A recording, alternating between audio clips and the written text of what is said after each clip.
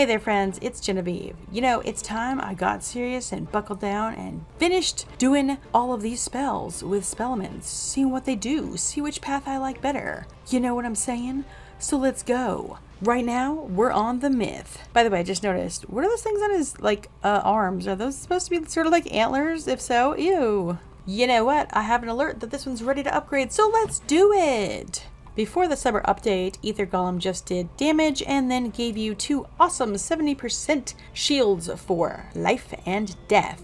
But the summer 2024 update added a lower path. This one does damage just about in the middle of what it would be doing at the same tier as above, except now it gives you a 50% shield. It's actually kind of hard to choose which one because this one is pretty helpful as it is giving you 2 shields. And I did notice that some of the other spells that they got updated for myth, they actually use up shields to activate a conditional part of the spell as an add-on that's in addition to the regular damage. Orthrus, for instance, the lower path does damage to whichever enemies you choose, then uses up to 4 shields to put 1 deferred overtime on the target. However, I'm assuming if you targeted multiple targets, it would put multiple deferred damage overtimes. That's my guess. So back to Ether Golem. This one is handy because it's 50% universal shield, but I think I would probably stick with the top path because life and death creatures are fairly common and there's 2 shields that you could potentially use as opposed to just 1.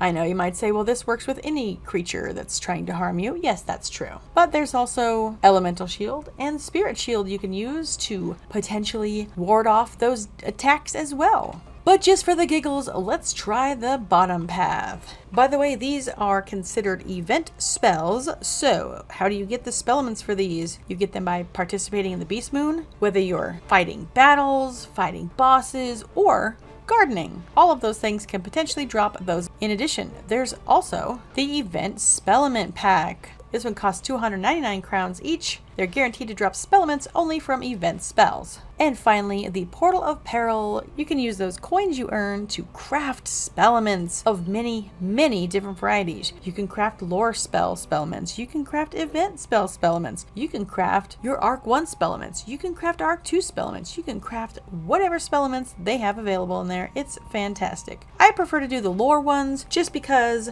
I love the lore spells and it only costs 1 coin to get 1 spell. If you want specific only for your school, as in like you don't have 7 wizards on one account like I do, then that one might be a better choice. It just costs more coins to only get spellements for your school. Let's go eat the golem. Oh, and by the way, I'm pretty sure I can get at least a tier 3. Let's go. Alrighty.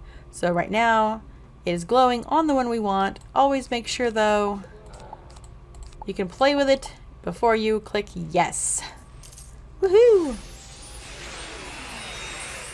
You know, just saying, can Gobbler have a spellment upgrade? That'd be so cool. Alright, we put in quite a few, so it's a better chance that the Ether Golem is going to pop up. And I was wrong, I am just shy of being able to get that to tier 3, but that's just fine. We can still test it out. Okay, 325 and a 50% shield. Let's boost it up. Oh yes, for 4 pips, 625. I think that'd be nicey nice. Let's do it on this last blackback gorilla.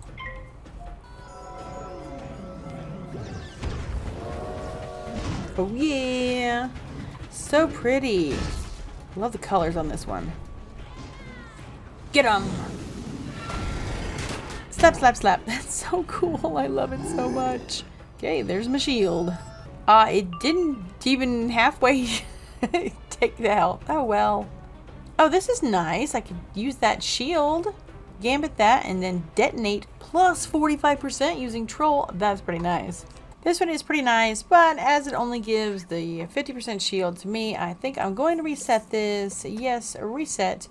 And I'm going to upgrade it back to the upper path on tier 2 to do a little bit more damage and give me those 2 70% life and death shields.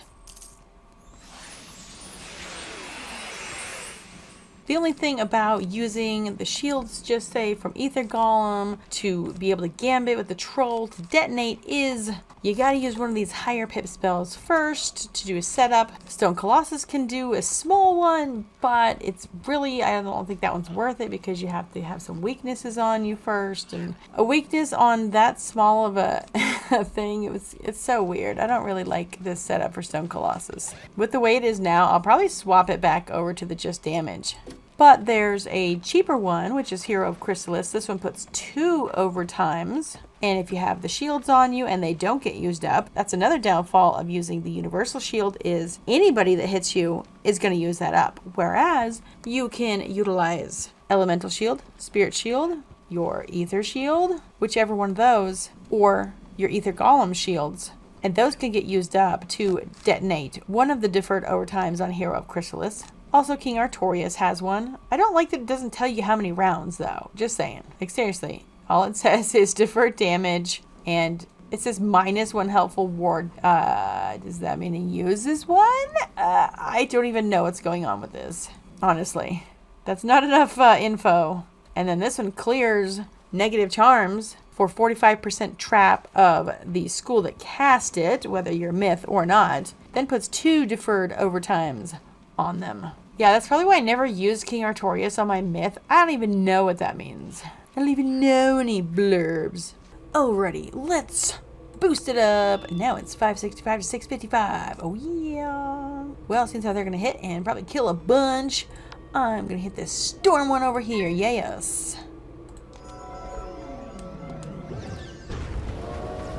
Choo choo.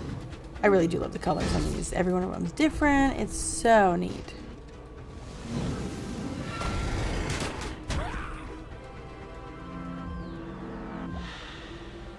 And there's my shields.